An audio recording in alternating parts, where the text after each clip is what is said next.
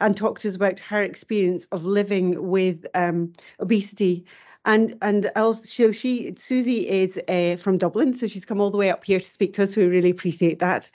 She lives with an eating disorder called ARFID. I'm not going to go through the rest of the bio because I think you'll tell us a lot yourself, but she leads the volunteer organisation, the Irish Coalition for People Living with Obesity. And thank you so much for coming here to talk to us.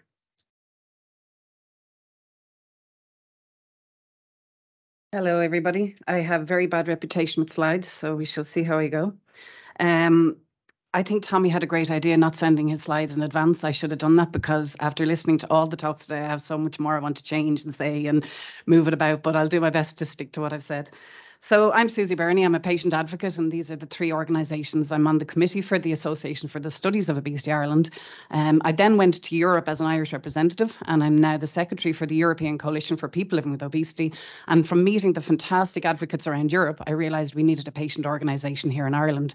So I set up with a few others, a few other volunteers, and I'm the lead for the Irish Coalition for People Living with Obesity. So this is me. I have an eating disorder, avoidance restrictive food intake disorder. It's a bit of a mouthful, but some people know it as selective eating disorder. And I focused on this all my life as if I fixed this, I could fix my weight problem because I can't eat typically like most people would. And I really, truly believed that once I could sort this, I would have everything sorted. I was very wrong on that. I was very active as a child, and the reason I'm putting this in there for context is that people think that when you live with obesity or overweight that you're not doing anything, that you're very inactive and you need to move more. And I was really incredibly active, and I was swimming a mile probably about 4 days a week while I was 25 stone at my heaviest. So I think that's just one assumption that we need to change our thinking on. So then in 1 year, 2009, it was like going off a cliff. I had no high blood pressure, I had no high cholesterol, but I was diagnosed with multiple different things. I haven't even listed them all here. One interesting thing, though, is I was never diagnosed with obesity. I was always told just to go and lose weight. Just go and lose weight, sort the problem out. Anna mentioned that at the start about the connect between different diseases. And I was sent to Beaumont Hospital for my type 2 diabetes. I went to the weight management service in Loughlinstown for my weight. And I went to Cahilbrew Street for my polycystic ovarian syndrome. Blood tests for all, appointments for all, none of them connected. I didn't even know at the time that they were connected to do with weight. So I don't really like doing before and after pictures because it's not about the body shape or size, but this is just to put it in context. On the left, as I said, I was swimming a mile probably 4 times a week. I still had some functionality in that body shape and size, and yet I was judged quite often. I went to join a gym one time, and the guy said, you know, we have to do initiation, fill out the form, and I want you to go and bend and try and touch down towards your knees, you know, just don't hurt yourself, please, don't take it easy. I said, oh, okay, I'll try. And I went on the floor, and he said, oh my God, he said, I judged you. I am so sorry. So we make huge assumptions of people in whatever way their body shape or size is. I had bariatric surgery after a long treatment process. I won't even go into that because I won't have time. I have too much more to say. But on the right-hand side, 11 stone 3, not a normal BMI, still overweight. And yet people said to me, Susie, stop losing weight, you look sick. Like there's no button you can press. It's not under voluntary control. One person actually said to me, have you got cancer? You look so ill. And that's quite awful that people can constantly comment on your visual appearance. And it's really, really hard. That's the real before and after pictures. I've never actually really done anything about my legs. I have now been told I have lipedema and lymphedema. It was the one part that I ignored for years. That was before surgery and after surgery. Having treatment for obesity doesn't necessarily solve all your problems. And this is things that people living with obesity don't talk about. And we're trying to encourage people to share their stories, because if we don't share our stories, how can you effectively treat us? So people living with obesity put life on hold. The day that I lose the weight, I will do all of these things. And really, they kind of assume that losing weight is what makes you happy. And that can be one of the biggest misconceptions. Shell, one of our members, and by the way, when I mention anybody else, I have their permission. We do this often to show the complexity of it. It's not just my story, it's everybody's story. Shell lost, she was 33 stone. She had a gastric sleeve first because it wasn't safe to do the bypass. She lost 10 stone. She then had a gastric bypass and she got down to 8 stone. She has severe arthritis now. She has more pain now since losing that amount of weight. And the shock to her as a whole in her mental health for that, because she lived for the day when she lost the weight and she would be happy. And now she's dealing with a different side of complications. And that's very hard for when people living with obesity constantly are told it's just about losing the weight and the focus is on getting your body down to a smaller size and that's going to solve everything for you. There was one time I went to the Eagles. I avoided anything that took you'll see me, by the way, if you see me hopping, it's because my legs are sore. I went to go to see the Eagles and I thought, right, they're getting on. They're not going to be coming to Ireland too much. So could I manage it? Steps, queuing, the train to get there. I went with my best friend. I climbed the 33 steps up to the rafters in the Point Theatre. Couldn't talk. I was out of breath. The Eagles started to play. I started to sing along with them. And I thought, do you know what? They couldn't sound any better if I was 15 stone lighter. I had stopped living, waiting for the day when I would lose the weight. So I started to change my mindset and I started to live a bit more. I had a better quality of life, mental health wise, and I started to lose weight. And this is what people don't understand about how people with obesity shame themselves so much, the internalized stigma, that it is very hard to try some days to do anything about the problem. So stigma is a passion of mine, and I was delighted to hear Katrina talk about it. This is something that has to be recognised as being so detrimental against people living with obesity seeking care. The HCP, that one there, spends less time with patients living with obesity. And that is absolutely, really something that we see happens a lot. And Grania O'Donoghue, a researcher in UCD, about 3 years ago now, she published a paper with final year physiotherapy students. And one of the lines in it said that 55% of them would not work with people living with obesity because we had no willpower and we were lazy. So we saw there was plenty more in it, but that line stood out and we said, right, so what now? That's the research, you have to do something. So we created a committee with 6 of us, Grania, ourselves and the SOI, and we started that for obesity stigma education for all. And we did some talks with healthcare students. The first year we did 3, the second year we did 5, last year we did 16. In all the major colleges, doesn't matter what the discipline, dietitians, occupational therapists, we do it with Dr. Jean O'Connell, who talks for half an hour about what stigma is. And then we come with either 4 to 8 of us, depending who's available on the day from my CPO, and we share our personal stories of stigma. And the feedback from the students has been phenomenal about how it has changed their outlook on weight stigma. The other part there is the personal internalized obesity failures and blames themselves. It came up in one of our support meetings, the Zoom meeting that we have weekly with ICPO. And somebody said, you know, why do you care about that stranger on the street who sees you weigh 25 stone? They look away because they don't want to be caught looking, but then they look back and you see their face. You see the microaggression in their face. They're disgusted and they throw you the dirty looks. And this is quite common. And it came up, why do you care what they think? You don't know them. They're strangers. They're not family. They're not a colleague. And the answer that came back in that chat that day was, it reflects how you thought about yourself. That you saw on their face what you thought about yourself. And that's a hard thing to actually admit. It's a hard thing for me to admit. I hated myself at one point because it was my fault. I created this problem with my obesity. It was for me only to fix. And that is incredibly hard. And we're trying to break down this stigma. This is a busy slide. I'll let you read it while I tell you a story. This is the different types of stigma and weight bias and discrimination. And there's plenty you can read on this. There's plenty of research. And when Katrina said about healthcare professionals being the worst, in actual fact, Rebecca Poole's study from the Rudd Centre shows that actually it's now family. Family are the worst for showing stigma towards people with obesity. I went to Beaumont Hospital one time. I was about 21, 22 years old. I had to have a kidney test. And it was a bad day from start to finish. But just to give you an example of how it's not just one of these that affects people living with obesity. So I had to leave. My car broke down. I went to queue for the bus. I was in pain. I got on the bus. It was packed. I had to stand. Anybody who knows Beaumont Hospital, it's a long drive up that walk. I got into the department and of course it had to be at the very back. I got there and the nurse is saying, you're late, you should have been here half an hour ago. I need you to do a urine sample and I need to take your blood pressure. I went to go into the cubicle. I could get into the cubicle, but I couldn't close the door. I had to walk back down through the hospital to find a wheelchair accessible toilet to do the sample. I come back and she's really irate at this stage. She doesn't have a blood pressure cuff that'll fit me. She's banging and stomping about the department. And I go into the room. She had to get a stool to help me get up onto the bed. I got onto the bed and she says, well, you didn't fast last night. You're non-compliant. I said, I fasted from 6 o'clock when it should have been 8 o'clock because I was worried I'd get it wrong. She said, no, you didn't. I said, I did. She dug the device into my side that left a bruise 2 days later. And she said, oh, you're too fat. You'll have to come back. Come back when? How many stone do you want me to lose that you can do this kidney exam? I will never forget the face of the 2 other nurses in that room.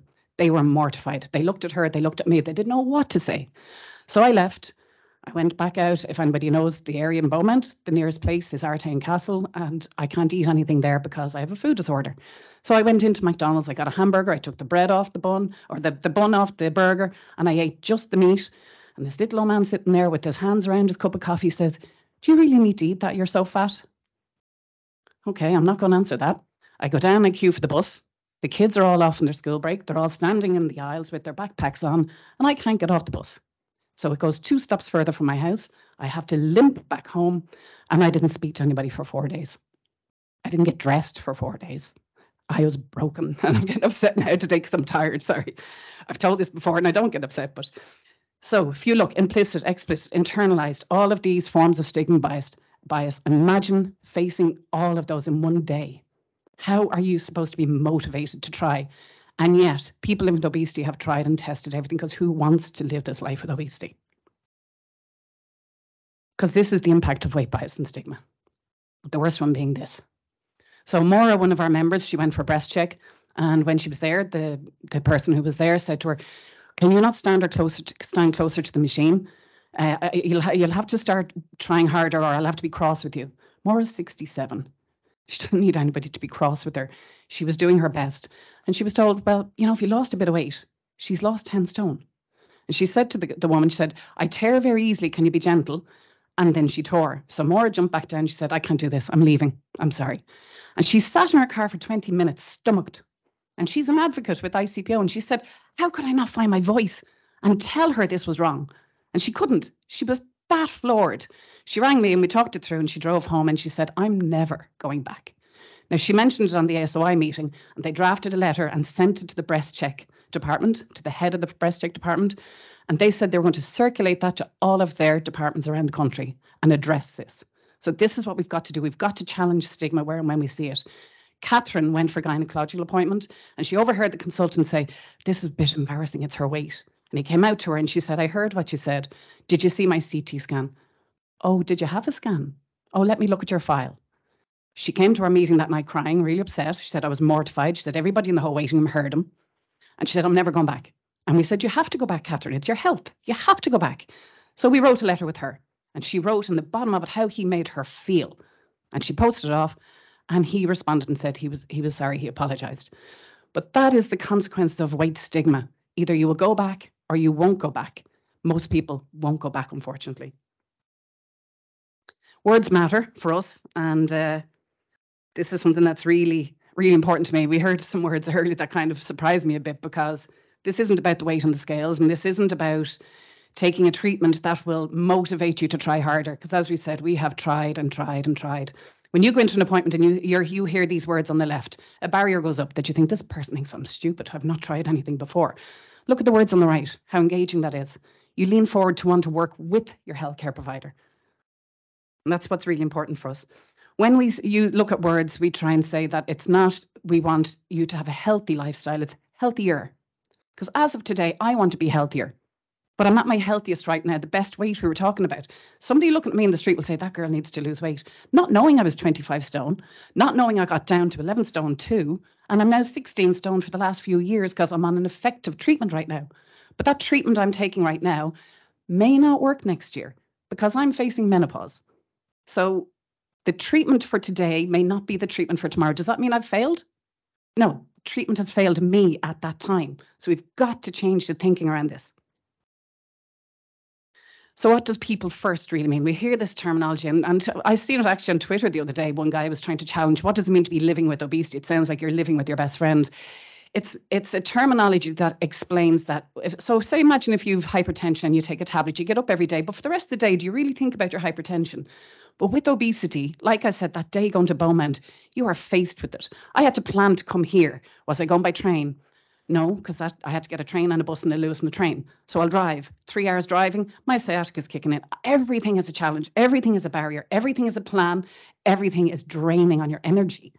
draining on your energy. And that's what it is to live with obesity. We don't struggle, we don't fight. We have to cope and adapt and live with the barriers that we face. And that's what living with obesity means. I was that biggest doll there. I got down to the smallest, but realistically, I'm going to be one of the two in the middle. I'm looking out at the world with the exact same eyes. Nothing has changed for me looking at all of you. You're no different to me, but yet people treat me different depending on what my body size is. And we've got to stop that. I haven't actually looked down at my notes much. Sorry. So yes, actually, the words earlier about battling, this is a war that cannot be won. It is something that you have to just learn to live with. It's not a war. You don't win it. You're living with a chronic relapsing disease. So I focus on my health, not my weight. I have a life I have more than my weight. I'm not an obese person. I have obesity. You don't say a psoriasis person or a cancerous person anymore. We've tried to change it. And I hope even after today we'll change the word diabetic, a person with diabetes. They're all ways that people really believe that they are their disease instead of they have a disease that needs to be addressed, but it doesn't define you. We have lives. So the Irish Coalition, we're a group of volunteers and we're really heavily involved in a lot of work. Mainly support is our focus. But what you heard earlier with Katrina, the model care, we were involved in reviewing that. We had the word normal BMI changed to ideal, because if you're not normal, what do you feel? Abnormal. I never got to the normal BMI, so we can't keep feeling a failure. We were involved with the clinical practice guidelines. We were involved with the Best Health program. We've been involved in that from the very get-go with looking at the words.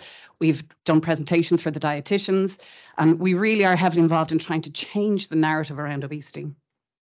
This is our image bank. It's on our website. We send that out to the media to stop the headless images, stop the shirts popping open. People with obesity don't walk around like that on a typical day. And I don't know why anybody is giving the burger the hard rap, because you can have a very healthy burger, but we see somebody shoving a burger in their mouth, or the donut, which I've never eaten a donut in my life. We've got to change this thoughts of people are lazy, gluttonous, not, successful people in society. There's some of our members there, and they're living their best life. And what we try and do in our support meetings is we focus on what we can do, not on what we can't. So we are helping ourselves, and most people don't believe that. We are trying to help ourselves, but guess what? We need professional help. We need a multidisciplinary team. We need treatments. We need access to those treatments. We're hearing of all these treatments, and most of us can't get them. We don't qualify for all those tick boxes that are needed. We've got to change that. There's not the same for many other disease areas where you're told to go out and fix your disease a little bit first before you qualify for the treatment. But yet you're told to go and lose a bit of weight before you can go and have surgery. And it's not right. So what does patient centricity mean? Sorry, now this I was used for a previous one. Physiotherapists should have come in there straight away. Put the patient at the center. So you heard there's no one diet suits everybody. There's no one treatment suits everybody. It's not surgery or pharmacotherapy. I had bariatric surgery. I'm now on pharmacotherapy. Does that mean my surgery failed? No, I still have a restriction. If I eat too big a meal, my surgery kicks in and stops me. The pharmacotherapy stops me feeling hungry and stops me thinking about food. And this hasn't been mentioned much. I used to get up in the morning and I'd be making my breakfast, thinking about what will I have for lunch, and making my lunch, thinking about what will I have for dinner. That doesn't happen anymore. I actually now am very set on the clock, and I have to say, right, 12 o'clock, you need to eat. I'm not hungry, but I had my breakfast at 7 or 8 o'clock. I have got to eat, so I timed because I have no hunger. Food does not control my life anymore. So surgery is still working. Pharmacotherapy is still working. But as I say, next year, menopause could kick in, and I might have to go back to my healthcare providers and say, what can I do now? This isn't working for me. This is us at ICPO. There are some of our support meetings on the left. We have a Zoom meeting every week since COVID started. We're on meeting 197. We haven't missed one single week because, do you know what? You live with obesity every single day, and somebody needs support every single day. So whether it's Christmas week, Easter week, they're actually the times typically that people need more support because they're finding it harder to get through. Already in the support groups, people are talking about, why were the Christmas tins of sweets on the shelves in September? Why is that being shoved in our faces? But yet in January, you're told, Operation Transformation, you need to sort your problem out. You've overindulged in September. Okay, marketing works well. So let's see, is there anything I've missed? No, but mainly we share our stories because we find it hard to get advocates to stand up and share the story, actually, because they feel that it's looking for sympathy. It's not. As I said, if we don't share the ins and outs of everything to do with living with obesity, how can you understand it best and effectively treat us? So the last thing, I really was rewriting all my notes. I'd love to have touched on a lot of what was said today. But Katrina's words there about the best weight. And really for us, it's about health gains, not the weight loss. It's not the scales. We do see people in the support groups mentioning briefly about their weight, but they say it in context of, I can play with my grandkids. I can get on the plane without the seatbelt extender. I'm not being stared at. I'm not being judged. In work, I'm not being not getting the promotions anymore, and it's wide. So it's the health gains for us and not the weight loss. So that's it. I'm welcome to any questions.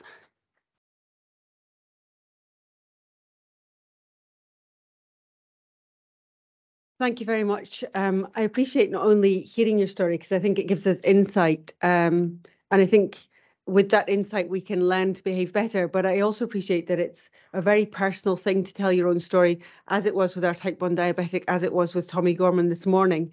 And I just thank you for being open enough to come to us and share that in front of an audience. Are there any questions from the floor?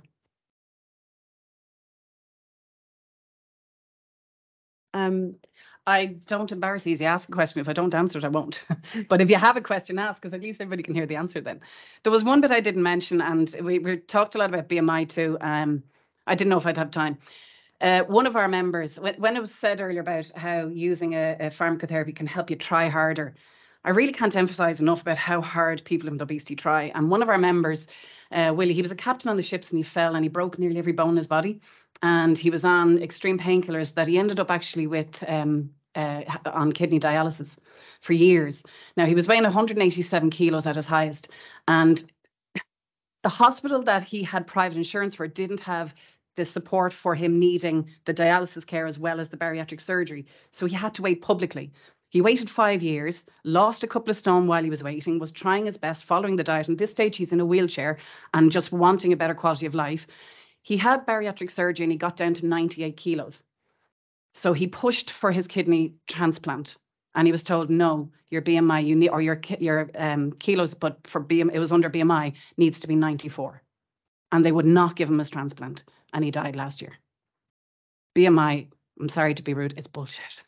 It is a tool that we do have to have a measure, but it does not diagnose obesity. So I hope you'll remember that. Please, one question. Go on. Oh, got one question. Susie, that was immense, really powerful. You talked about the change in mindset more towards health. What would you say were the steps involved in that, and how that evolved over time so that became something that you lived? Yeah, it was hard to change. And I will tell you something, it is actually so hard to change because we can revert back to it quite quickly. It was with support, peer support, and Ken earlier on said it about the peer support. When you're told you have a 5-year waiting list to go to Loughlinstown, you've got nothing. So the peer support at that point is huge. But you're reading and hearing what other people are saying. But what we have to actively tell people is don't compare to others, but take what you will, what suits you. And you heard Katrina say that, do what suits you best. So that took time for me to change, the word stinking thinking. I could really revert back into that. But it took years. It actually took years to steadily change. My partner was really sick. He had thoracic pneumonia. He had to have surgery, and he was in the hospital for a while. And I was in the hospital every day from about 8 in the morning till 10 at night, really worried. And, that took over life. And at that time, I couldn't do anything for cooking, and I have a food disorder. What's in the hospital? There was pastries, Danish. I had no choice. And on the third day of driving home, I started you're going to pile the weight back on now. Look at you. You're messing up all the good work you've done. And then I went, no, stop. This is out of your control. So I swung into Tesco's at 10 to 10. They closed at 10. And I bought 2 chicken fillets, and I put them in the oven the minute I got home. Did whatever I had to do to get ready for the next day. Brought the chicken cold the next day and went, no, you sorted the problem. Stop the thinking going into the next week. And we say it in our support groups. Everybody has done the whole thing. I'll start next Monday.